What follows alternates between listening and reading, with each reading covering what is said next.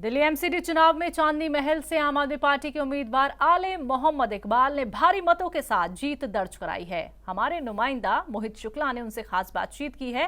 क्या कुछ कहा उन्होंने, आइए आपको सुनवाते हैं। खूब हुआ था शोर शराबा, खूब हुआ बवाल। सबसे ज्यादा वोटों से जीत गए हैं आले मोहम्मद इकबाल। आले मोहम्मद इकबाल साहब हमारे साथ हैं, बहुत स्वागत है आपका सर तहजीब टीवी पे। सबसे पहले मैं आपसे सवाल लेना चाहूंगा, वो कौन कौन से ऐसे मुद्दे थे जिन्होंने आपको सबसे ज्यादा वोटों से जिता दिया? लगभग 17,000 वोटों से एक बाढ़ के अंदर जीतना और जीत के सामने दावेदारी पेश करना कितनी बड़ी चुनौती थी, और कौन कौन से ऐसे मुद्दे थे जो ध्यान में थे? देखिए, चुनौती उनके लिए होती है जो ज़मीन पर नहीं होते, और मैं ये समझता हूँ कि मेरा ये तीसरा चुनाव है। जनता ने मुझे अल्हम्दुलिल्लाह हैट्रिक कराई है, और इस हैट्रिक के अंदर ये मेरी लाइफ का पहला ऐसा चुनाव है जो जनता ने मुझे लड़वाया है, ना कि मैंने चुनाव लड़ा है। क्योंकि जो जनता के बीच में पिछले 10 साल से हूँ, उनका नुमाइंदा बन के हूँ। पहला चुनाव तुर्कमान गेट से वार्ड 84 से लड़ा, 7,500 वोट उसमें लिए। दूसरा चुनाव दिल्ली गेट से लड़ा, तकरीबन 12,000 से ज़्यादा वोट, 12,500 वोट दूसरे चुनाव पे लिए। तीसरा चुनाव आज चांदनी महल वार्ड से लड़ा, जिसमें 19,199 वोट लिए। 7,500 पहला चुनाव, दूसरा चुनाव 12,500, तीसरा चुनाव 19,199, तकरीबन 20,000 का एक मार्जिन को मैं टच कर रहा हूँ।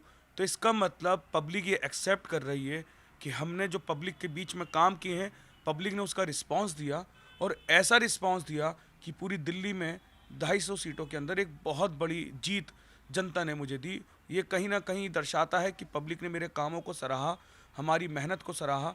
दिल्ली में जिस तरीके से हम लोग काम कर रहे हैं, दिल्ली सरकार काम कर रही है, मुख्यमंत्री साहब काम कर रहे हैं, और हम जो मटिया महल विधानसभा में एमएलए शोएब इकबाल साहब की क़यादत में काम कर रहे हैं, जो एज अ काउंसलर रहते हुए मैंने काम किए, पब्लिक ने काम के आधार पर वोट दिया है, और ऐसी आलीशान जीत दी है जो पूरे हिंदुस्तान तक गूंज रही है। आपके सामने बड़े प्रतिद्वंदी के तौर पर हामिद साहब थे। हामिद साहब कांग्रेस से थे, और देखिए कहीं ना कहीं कांग्रेस को सिर्फ 12%, महज 12% वोट मिल पाया, और देखिए सीटें भी उनकी कितनी कम रह गई। तो आपको क्या लगता है, 70 साल पुरानी पार्टी जिसने इस तरीके से देश में हुकूमत की, देश में राज किया, लेकिन आज वो दिल्ली और देश और एक एक करके हर एक छोटी सी छोटी जगह, इवन पार्षद के चुनाव में भी धीरे धीरे बाहर होती चली गई। तो हामिद साहब के समय जब आप प्रचार कर रहे थे तो चुनौती मान रहे थे, नहीं मान रहे थे, किस तरीके से आपको चुनौती मिल रही थी?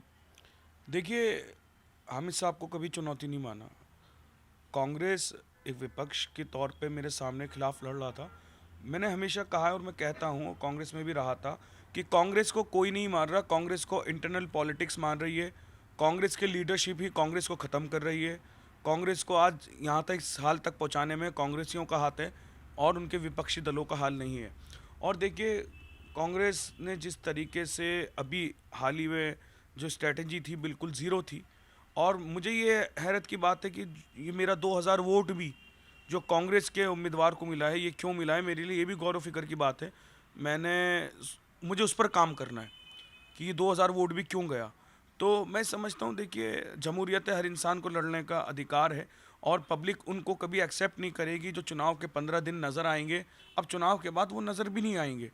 पब्लिक उन्हीं को सराहती है, उन्हीं को पब्लिक का आशीर्वाद और दुआएं मिलती हैं, जो 24 घंटे 365 दिन ज़मीन पर होते हैं और जनता की आवाज़ उठाते हैं, उनके दुख सुख में उनके साथ होते हैं, जनता के दर्द को अपना दर्द समझते हैं, जनता की परेशानियों को अपनी परेशानी समझता है। तो मैं समझता हूँ, चाहे कांग्रेस हो या उसमें बीजेपी हो, दोनों की यहाँ पे ज़मानत ज़ब्त हुई है।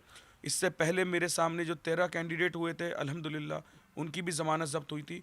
तो ये पब्लिक काम का बोलबाला है, काम करने वाले की जीत है। सर, कहा जाता है कि जो जीता वो सिकंदर। अब जब सिकंदर आप बन ही गए हैं तो आपके ऊपर जिम्मेदारी भी है, क्योंकि सिकंदर के ऊपर बहुत सारी जिम्मेदारियां थी और उसने दुनिया फतेह करी थी। हम यही दुआ करेंगे कि आप भी फतेह करें, आगे आगे बढ़ के विधानसभा जाएं, लोकसभा जाएं। लेकिन सबसे बड़ी बात यह है कि जिम्मेदारियों से आप नहीं बच सकते। जिम्मेदारियां कौन कौन सी हैं जिसको आप प्रमुखता से निभाएंगे? देखिए, बात जिसको आप सिकंदर कह रहे हैं, मैं उसको खादिम का अल्फाज दूंगा।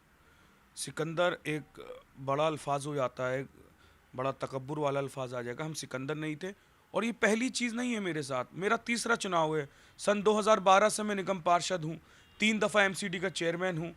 मैं ये मानता हूँ कि जब मैंने उन दौरों में काम किया है जब मैं सत्ता दल के साथ दिल्ली में नहीं था, जब निगम में हमारी बीजेपी की सरकार थी, हमने उस दौर में बीजेपी से लड़ लड़ के अपने इलाके के क्षेत्रों का काम आउट ऑफ द वे जाके करें।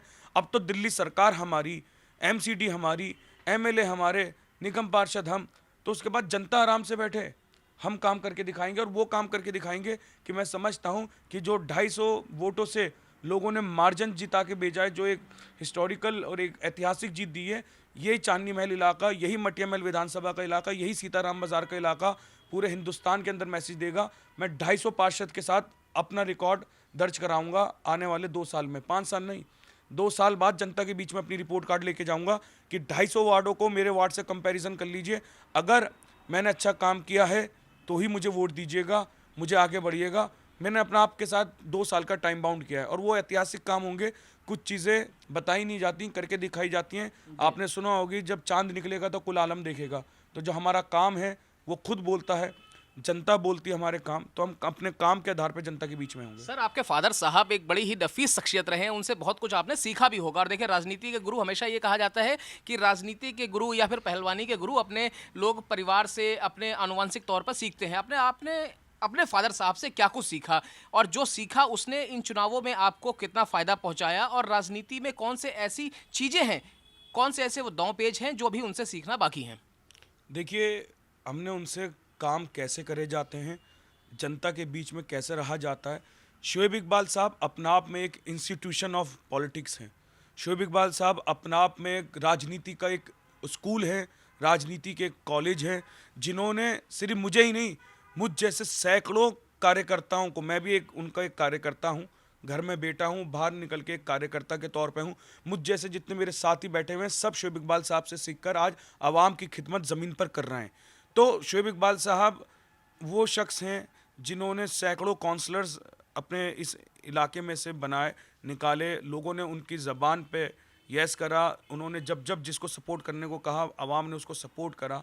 और ये बात अलग है, वो लोग इधर उधर दाएं बाएं दूसरी पार्टियों में भाग जाते हैं, क्योंकि उनके नाम से, उनके काम से ऊपर वाला अल्लाह ताला जिता के भेजता था।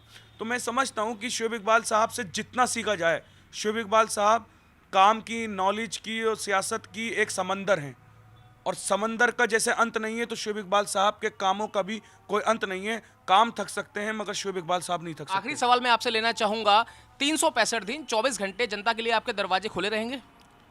देखिए, नई बात नहीं है, तीसरी बार हूँ जी। 24 घंटे 365 दिन, ये आम बात है।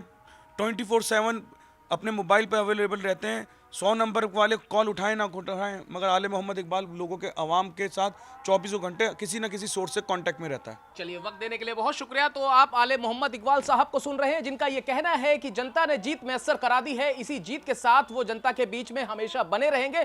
24 घंटे 365 दिन उनके दरवाजे हमेशा जनता के लिए खुले रहेंगे। कैमरा पर्सन रागिब खान के साथ मोहित शुक्ला, तहजीब टीवी, दिल्ली।